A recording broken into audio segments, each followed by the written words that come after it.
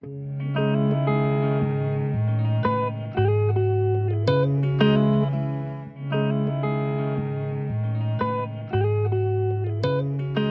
est important de continuer à stimuler votre parent, même s'il a des fuites urinaires.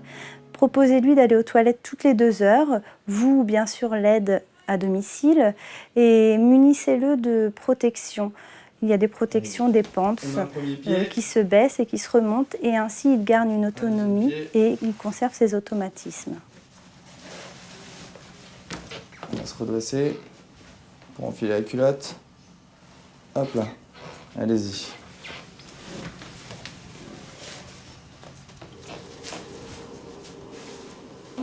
C'est bon, c'est bien enfilé? Oui. Ça vous gêne pas? Non. Vous pouvez vous asseoir.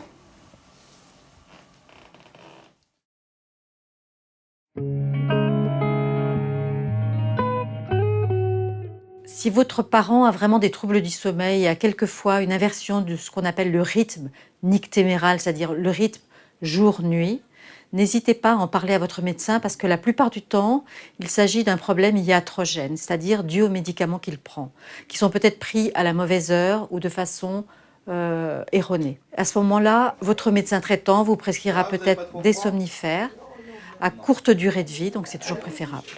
Donnez-moi le pied.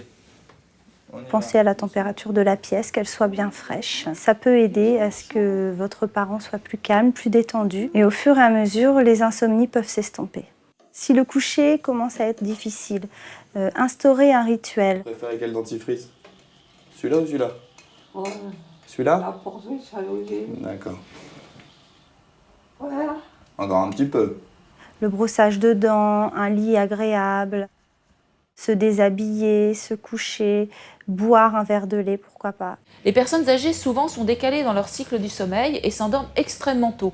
À 21h, elles ont sommeil, elles vont avoir envie de se coucher et de dormir. Si la personne âgée se met par exemple à 17h, 18h devant cette lumière-là, elle va repartir sur un autre cycle et donc éviter de s'endormir trop rapidement.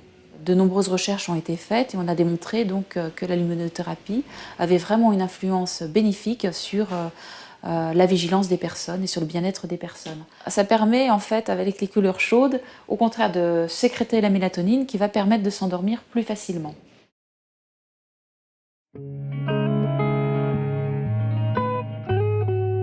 L'intérêt pour les aidants d'avoir un pilulier préparé par une infirmière au domicile, c'est d'éviter les erreurs de prise de médicaments, les erreurs de préparation d'une part, et les problèmes iatrogènes liés à la prise des médicaments qui ne sont pas les bons.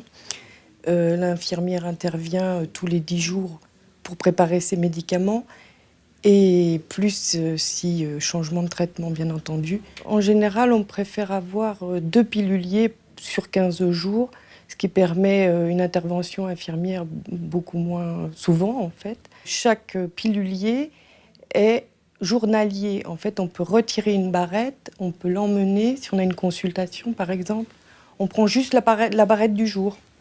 Donc ça aussi c'est un intérêt. Tous les jours sont notés, lundi, mardi, jusqu'au dimanche. Donc ça évite des erreurs.